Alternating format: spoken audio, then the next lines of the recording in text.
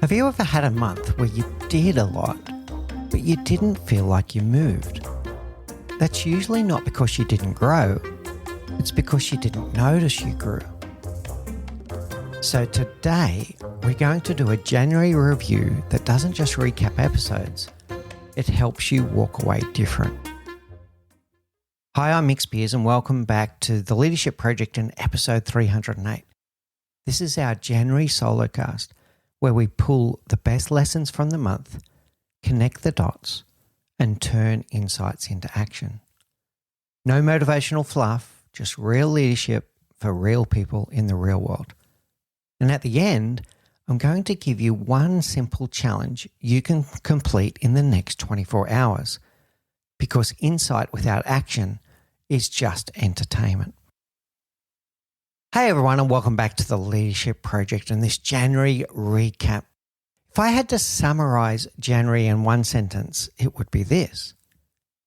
Leadership isn't what you intend, it's what people experience. And that shows up everywhere. It shows up in how we give feedback, how we run meetings, how we handle tension, how we respond under pressure, and how we treat people when time is tight and stakes are high.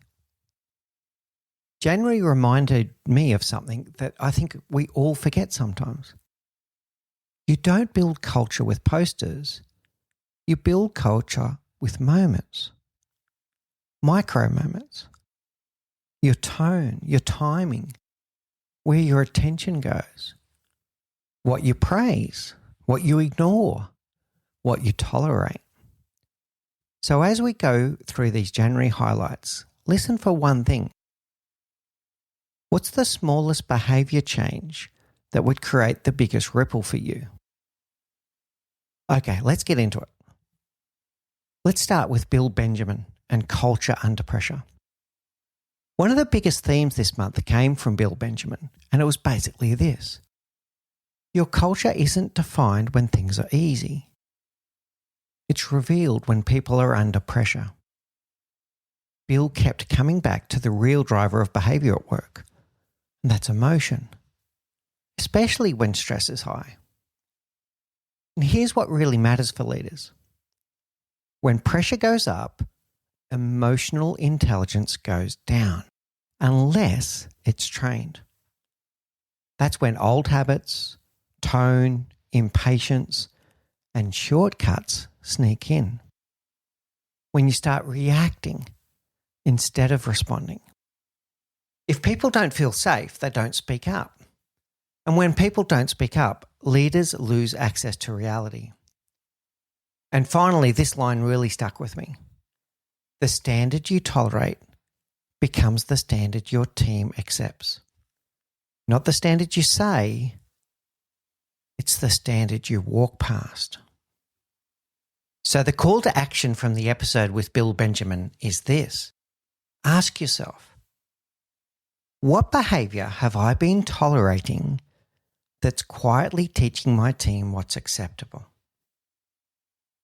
All right, let's move on to Hugh Thomas and about change and its relationship to identity, not process. Hugh's message was confronting, but in the best way.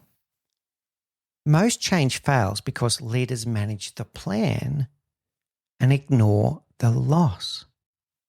Hugh reminded us that people don't just lose tasks or reporting lines, they lose familiarity, confidence, status.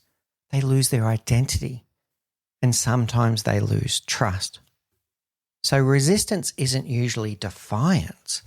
It's often grief without language. And the key takeaways here is that change requires acknowledgement before alignment. People don't need certainty, they need honesty. You can't rush meetings. It has to be built conversation by conversation. So the key takeaway here is that change is hard. But change is hard because people fear loss. And the loss that they feel is their loss of identity. And the hard truth here is that we fear loss at a much greater extent than we appreciate gain. So if you go into a change effort only talking about the positives of what the person will gain, and meanwhile their mind is stuck on a fear of loss, you're going to get resistance. So the call to action here is to ask one person on your team, what part of this change feels hardest for you? You don't have to jump to a solution. Initially, just hear it out. Try to get to the real objection and what's really on their mind. And then you've got a path forward for successful change. All right, then we moved to Salvatore Manzi, where his message was influence is delivery, not your intentions. Salvatore and his work tied directly into everything else this month. His core message was simple and uncomfortable, that good intent does not equal good impact. You can care deeply and still come across as dismissive. You can mean well and still create fear or resistance, because influence lives in how you show up, how you listen, how you pace the conversation, and how you respond when challenged. So the key takeaways here is influence isn't about being right, it's about being received. And that listening is how you lower the threat, and your presence is more persuasive than your actual words. The key takeaway here is your leadership isn't about what you intend, it's about how you're received, how you're perceived. So it doesn't matter if you had good intentions. It's also on you to make sure that your message is being received in the way that you intended. It's not up to the recipient to interpret what you intend. It's up to you to check in and make sure that what you intend landed the way that you thought it would. So after your next conversation, ask yourself this: what did that person feel? Not just what they heard, what did they feel? And did it match what I intended? Now I want to bring this all together through what we call the Lead Better series. This is our new video series on YouTube, which is bringing practical application of everything that we talk about here on the Leadership Project. The Lead Better video series started this month around the psychology and practice of feedback and why your brain hates giving feedback. The big insight was that feedback feels hard because your brain thinks it's dangerous. When you're about to give feedback, your brain scans for social threat, for status threat, for rejection risk. Your brain is trying to keep you safe. And when it senses threat, it doesn't optimize for clarity or care. It optimizes for self-protection. And this is why so many of us hold back.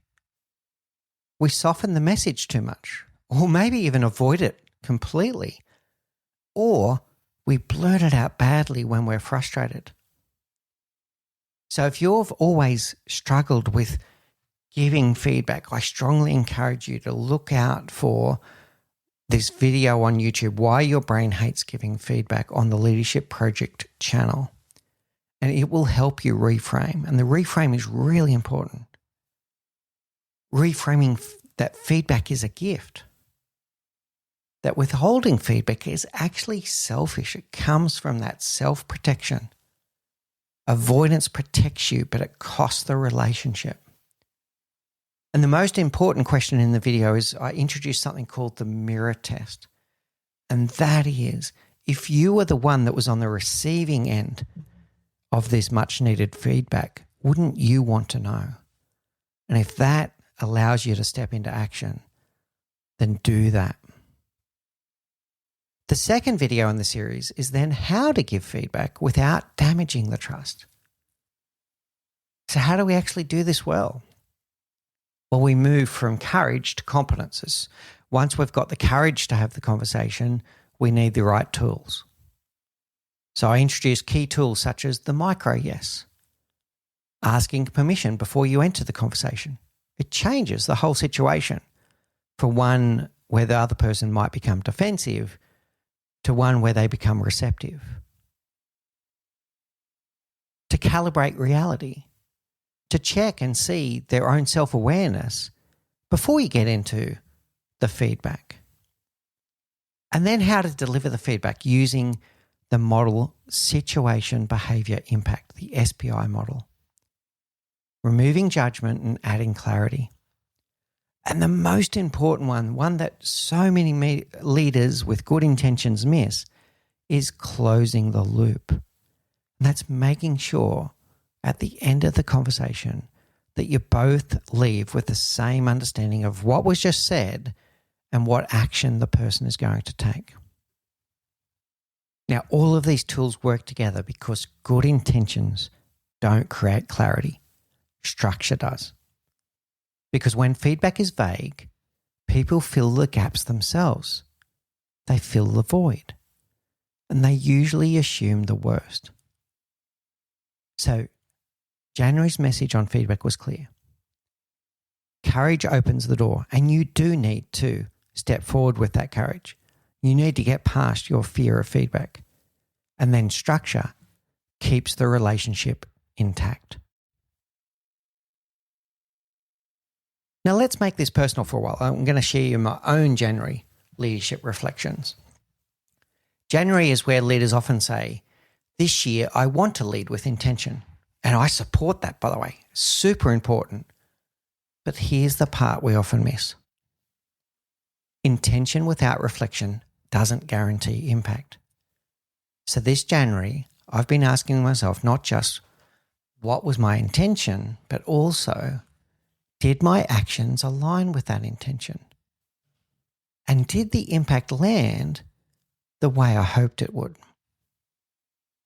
Because leadership isn't just about what you aim for, it's about whether people experience what you meant. So yes, lead with intention, but then check the impact, ask for feedback, and adjust in real time.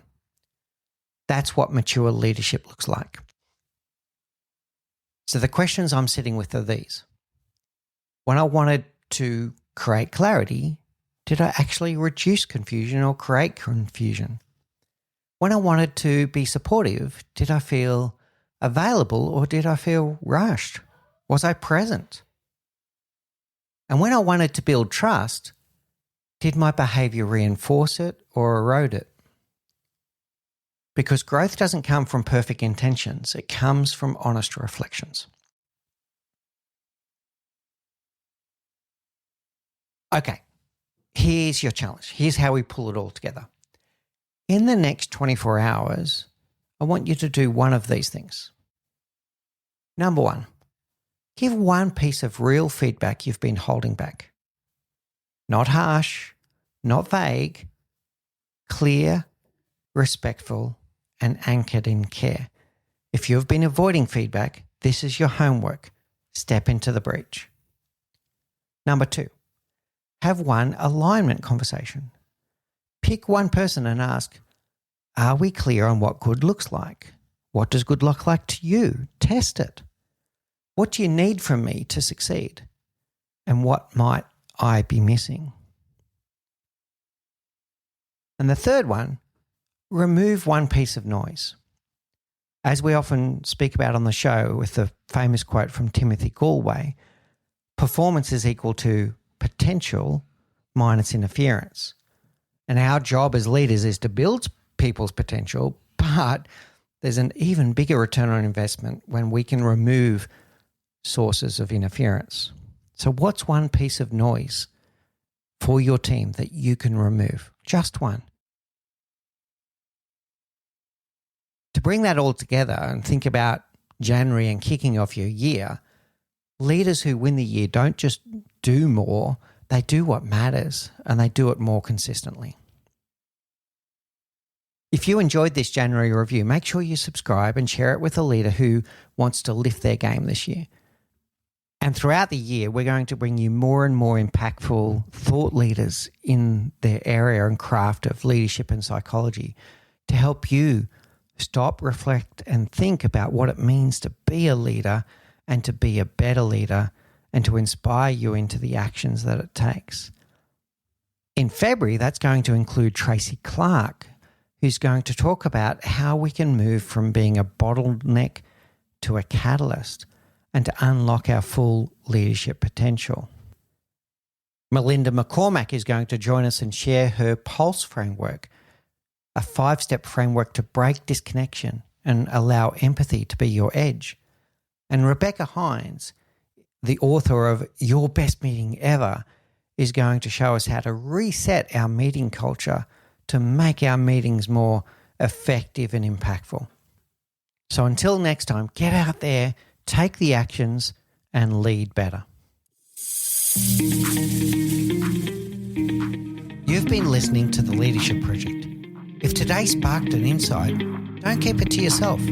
Share it with one other person who would benefit from listening to the show. A huge thank you to Gerald Calabo for his tireless work editing every episode, and to my amazing wife, Say, who does all the heavy lifting in the background to make this show possible. None of this happens without them. Around here, we believe leadership is a practice, not a position.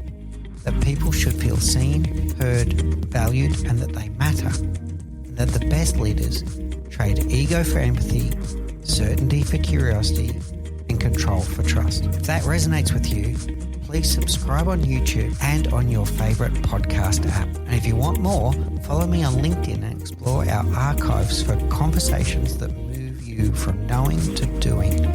Until next time, lead with curiosity, courage, and care.